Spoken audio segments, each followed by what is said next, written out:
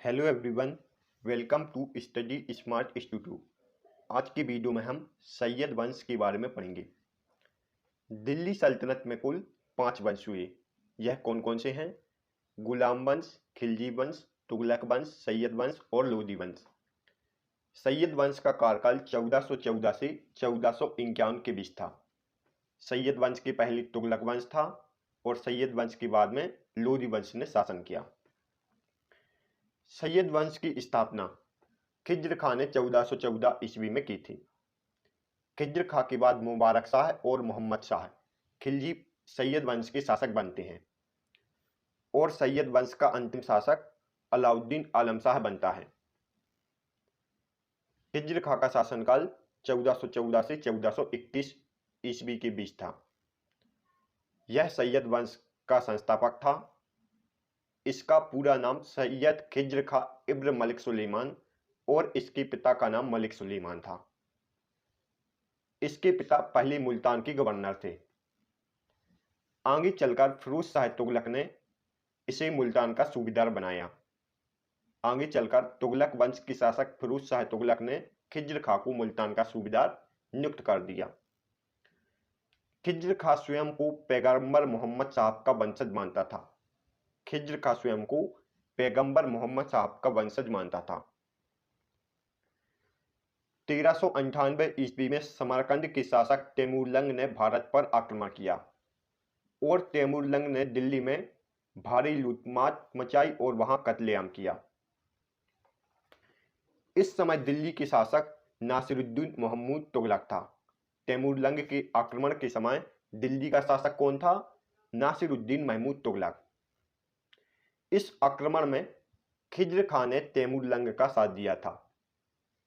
इस तैमूरलंग के आक्रमण के समय मुल्तान के सूबेदार खिज्र खां ने तैमूरलंग का साथ दिया था और खिज्र खां तैमूरलंग का सेनापति था। भारत से लौटते समय तैमूरलंग ने खिज्र खां को मुल्तान, लाहौर और दीपालपुर का शासक नियुक्त किया था। जब तैमूरलंग वापस जा रहा था तो उसने खिज्र खां को मुल्तान, लाहौर और दीपालपुर का स्वतंत्र शासक नियुक्त कर दिया था। आगे चलकर 1412 ईस्वी में तुगलक वंश के अंतिम शासक नासिरुद्दीन महमूद तुगलक की मृत्यु हो गई।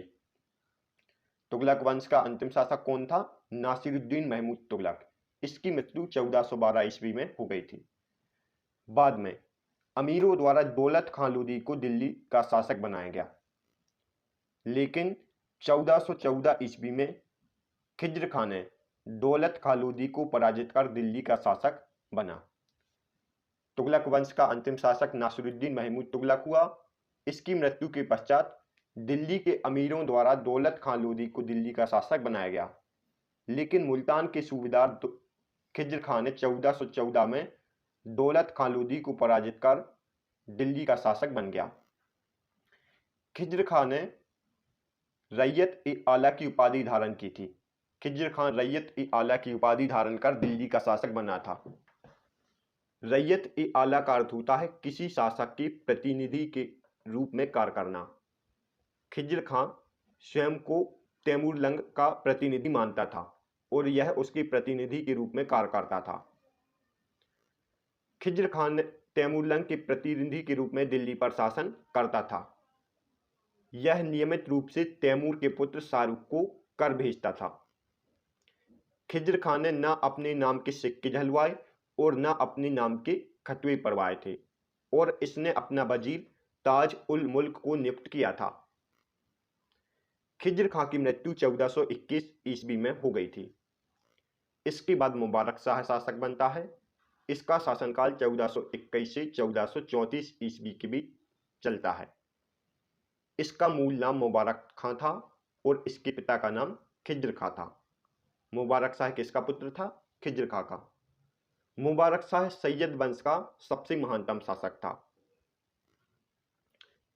इसने सुल्तान, शाह और अमीर उल मोमिन की उपाधि धारण की थी।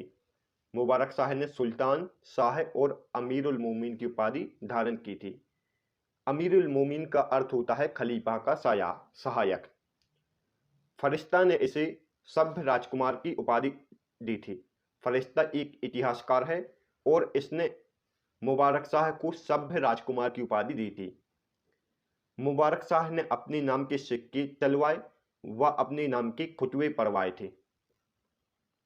इसने यमुना नदी के किनारे मुबारकाबाद शहर की स्थापना की थी और इसने अपने शासनकाल में अनेक विद्रोहों का दमन किया था। इसने याहिया बिन अहमद सरहिंदी को संरक्षण दिया था। याहिया बिन अहमद सरहिंदी एक लेखक थे। याहिया बिन अहमद सरहिंदी ने तारीख ए मुबारक शाही ग्रंथ की रचना की। तारीख ए मुबारक शाही ग्रंथ की रचना किसने की? याहिया बिन अहमद सरहिंदी ने। इस ग्रंथ में सैयद वंश के बारे में जानकारी प्राप्त होती है और यह एकमात्र ग्रंथ है जिससे सैयद वंश के बारे में जानकारी प्राप्त होती है। इसने अपना वजीर सरवल उल मुल्क और सेनापति कमाल उल मुल्क को नियुक्त किया। वजीर किसे बनाया था? सरवल उल मुल्क को। 1434 में वजीर ने सिद्धपाल व मीरान सद्र के साथ मिलकर मुबारक शाह की हत्या कर दी। मुबारक शाह की हत्या किसने की थी? वजीर के द्वारा सिद्धपाल व मीरान सद्र के साथ मिलकर 1434 में मुबारक शाह की हत्या कर दी गई। इसके बाद मोहम्मद शाह शासक बनता है। मोहम्मद शाह का मूल नाम मोहम्मद खां था और इसके पिता का नाम फरीद खां था। मोहम्मद शाह कौन था? यह मुबारक शाह का दत्तक पुत्र था। मोहम्मद शाह मुबारक शाह का दत्तक पुत्र था, अर्थात चाचा का पुत्र था। इसके समय वास्तविक सत्ता वजीर सरवल उल मुल्क के हाथों में थी और यह एक नाम मात्र का राजा था। इसने मोहम्मद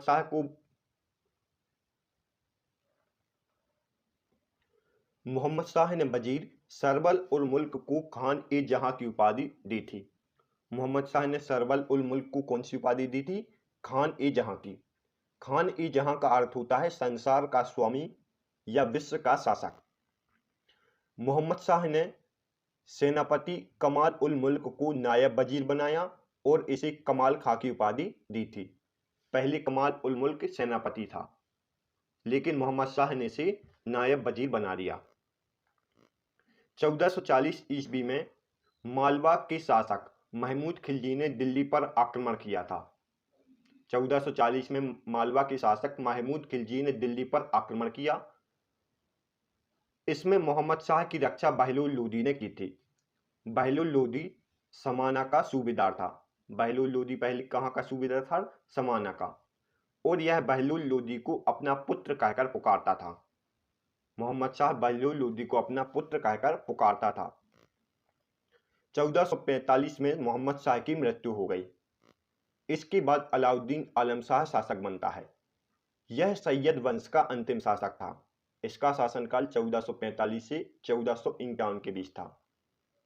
इसका मूल नाम अलाउद्दीन हसन शाह व पिता का नाम मोहम्मद शाह था। यह पहले बदायूं का सूबेदार था। अलाउद्दीन आलम शाह पहले बदायूं का सूबेदार था। पिता की मृत्यु के पश्चात यह दिल्ली के सिंहासन पर बैठता है। इसका अपने वजीर हमीद खां से अनबन होने के कारण यह पुनः बदायूं चला गया और यहीं 1476 में इसकी मृत्यु हो जाती है। इसका अपने वजीर हमीद खां से अनबन हो जाता है, इस कारण यह बदायूं चला गया। दिल्ली छोड़ने से पहले यह वजीर हमीद खां के नेतृत्व में अपने दोनों सालों सायना शहर और अमीर कोहते को दिल्ली की सत्ता सौंप देता है। अलाउद्दीन आलम शाह अपने दोनों सालों सायना शहर और अमीर कोहते को दिल्ली की सत्ता सौंप देता है।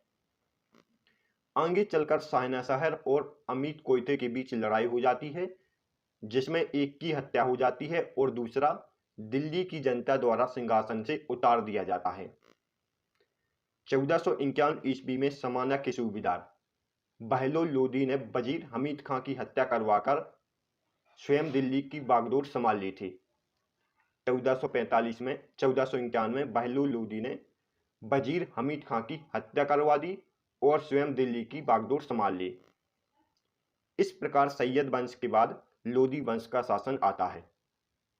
नेक्स्ट वीडियो में हम लोदी वंश के बारे में पढ़ेंगे। तब तक के लिए गुड बाय। यदि आपको हमारी वीडियो पसंद आई हो तो आप हमारी वीडियो को लाइक और चैनल को सब्सक्राइब जरूर करें।